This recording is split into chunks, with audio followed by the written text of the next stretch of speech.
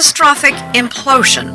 The unthinkable became all too real this past week as we learned of the fate of undersea explorer Stockton Rush's Titan submersible on its way to the Atlantic grave of the Titanic.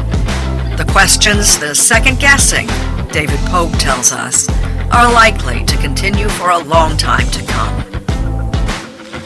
Last summer, a company called Oceangate invited Sunday Morning to join an expedition to the Titanic. At the time, I was thrilled. Next time I come out of this doorway, I'll either be a changed man forever or cursing the bad weather. As the whole world knows now, Oceangate's business was taking adventure seekers on these Titanic dives We're sitting on the Titanic. We are on the Titanic. for $250,000 a ticket on a one-of-a-kind carbon fiber submersible called the Titan.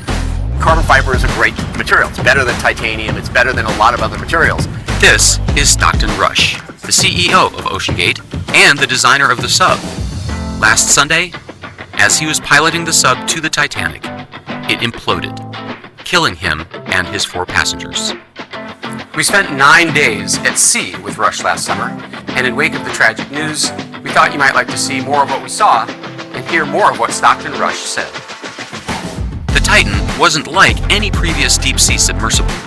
There was no dashboard, just a touchscreen computer and a single power button. We only have one button, and that's it. Wait a minute, I've seen submersibles, and they are banks of controls, like cockpit after cockpit. Exactly. And this is to other submersibles what the iPhone was to the BlackBerry. But many of its components seemed surprisingly cheap. For views outside the sub, he had installed store-bought security cameras. As for the ceiling lights, I got these from Camper World. then there was the steering unit. We run the whole thing with this game controller.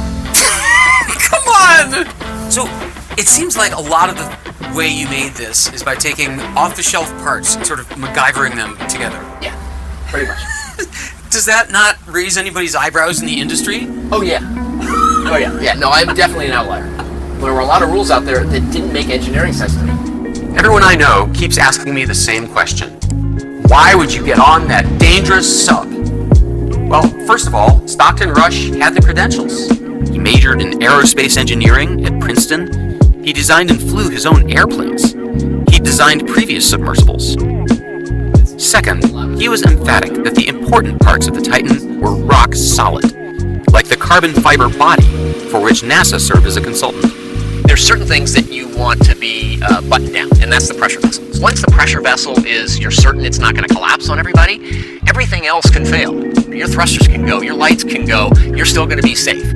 Third, I was convinced by an expert, P.H. Nargeolet, the veteran deep-sea explorer who also perished in the Titan. Over the years, he'd been to the Titanic more than just about anyone. How many times have you been? With the last dive, 37 times. You've been to the Titanic 37 times? Yes. I was in charge of 1, 2, 3, 4, 5 subs. How different is the Titan from those other subs? Completely different. Most of them, you have a sphere. Was there never a point when you wondered about the safety of the sub at that depth? No. 2 or 3 years ago, I had a phone call with Stockton, and he explained to me that he was doing a lot of tests. He showed me the ways they were building the stuff. I said, okay, that's fine. That's fine. No problem to dive in the sub. I was also impressed by the sub's 7 redundant systems for returning to the surface. These are roll weights. We can actually roll this up and those come off. That gains us some buoyancy to come back to the surface. Okay. These triple weights, we call them, are hydraulically driven. Expedition manager Kyle Bingham. Underneath this tray hang these bags, right around 35 pounds. And those hang down there. Typical dive will have 8 of them. We can also use our thrusters. We have enough power to thrust back up. And then under this last fairing here, we have our variable ballast tank or soft ballast. It's an air bladder that we use a big 10,000 psi air tank that's under the tail to fill that up, fill it with air, and then it helps bring us to the surface. There were even sandbags that detach automatically after about 16 hours, even if everyone inside had passed out. Their connectors would dissolve in seawater. So you have a backup of a backup of a backup of a backup of a backup. Correct. All stations are reporting the dive is go. Please stand by. Finally, the crew seemed to foster a culture of safety. There were checklists, inspections before and after every dive, and a 3 strikes rule. If 3 things seemed out of the ordinary, no matter how minor, they'd cancel the dive. I learned that the hard way on our own dive. We're in the water, we're floating. At this point, divers are supposed to detach the sub from its launch platform. So apparently those floats there came off the platform, and that wasn't supposed to happen. So we're scrubbing? Yeah, I think that's the consensus up here. Copy that. I never did see the Titanic, and I wasn't unusual. In Oceangate's first 2 summers of Titanic operations, it spent a total of 50 days floating above the shipwreck site. But because of waves, bad weather, and malfunctions, the Titan actually made it to the Titanic only 12 times. But through it all, Stockton Rush defended his unconventional approach. I mean, anything when you're trying something outside the box, people inside the box think you're nuts. Same thing when Elon Musk was doing SpaceX. Inside the box, everything's scary. But as early as 2018, there was concern about the Titan's design. A former employee says that when he raised safety concerns, Rush fired him. That same year, a group of submersible engineers urged Rush to seek certification of the Titan by a safety agency. Rush declined, saying that regulation would stifle innovation. At some point, safety just is pure waste. I mean, if you just want to be safe, don't get out of bed, don't get in your car, don't do anything. Yeah. At some point, you're going to take some risk, and it really is a risk-reward question. I said, I think I can do this just as safely by breaking the rules. So, Captain McLaren, have you spent much time in submarines? David, my total time under the water, divorced from the outside atmosphere, is a little over 5 3/4 years. No kidding. Fact. Retired U.S. Navy submarine captain Alfred McLaren is not impressed by Oceangate's innovations. I mean, would you fly in an airplane that somebody excitedly tell you, well, it's going to be a lot cheaper because we found a new way of attaching the wings? Yeah, right. He theorizes that the Titan failed not because it was made of carbon fiber, but because it was made of 3 dissimilar materials: carbon fiber, titanium, and plexiglass for the porthole.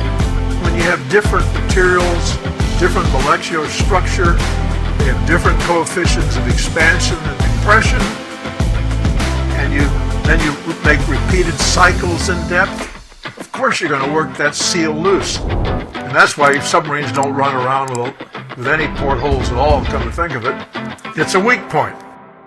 I think there's a great, almost surreal irony here, which is Titanic sank because the captain took it full steam into an ice field at night on a moonless night with very poor visibility, after he had been repeatedly warned by telegram, by Marconigram. In an interview with Anderson Cooper, filmmaker and veteran Titanic diver James Cameron pointed out a sad parallel between Stockton Rush and the captain of the Titanic. The arrogance and the hubris that sent that ship to its doom is exactly the same thing that sent those people in that sub to their fate. The world mourns the loss of Stockton Rush, P.H. Nargeolet, and their 3 passengers, British billionaire Hamish Harding, Pakistani businessman Jazada Dawood, and his son Suleiman. Already there's talk of restrictions and regulations and lawsuits. Will the Oceangate disaster mean fewer people going adventuring? Well, every year people do die skydiving and scuba diving and climbing Mount Everest. Tragic every time, and yet people still keep coming. Some people just have that itch. For them, danger is the point. The risk of dying gives meaning to living. I think Stockton Rush was among them. I wanted to be sort of the Captain Kirk. I didn't want to be the passenger in the back. And I realized that the ocean is the universe. That's where life is.